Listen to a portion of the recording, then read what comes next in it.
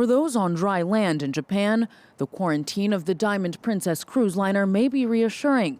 But for the more than 3,500 passengers and crew on board, anxiety is mounting as the number of infections rises. On Thursday, an additional 44 people tested positive. Though people on board have hailed the crew's handling of the outbreak, some concede morale is fragile. So it's getting people's moods down. One of the passengers in the night were keeping other passengers awake, an old lady who was crying for a couple of hours in her cabin. Life isn't as easy as it was last week. Though officials have announced plans to allow some elderly patients to leave the ship, passengers who have been in close contact with those who tested positive must stay on board until the 2-week-long quarantine ends on February 19th.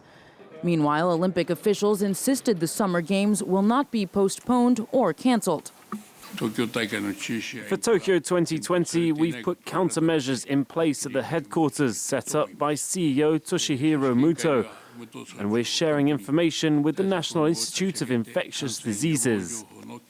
Also, at the Prime Minister's head office, countermeasures for the new coronavirus have been established by the Japanese government, and border control actions are being taken. Some Japanese authorities have nonetheless admitted they still have no clue as to when the spread of the virus will be resolved. And the clock is ticking. The Games will open in Tokyo on July 24th.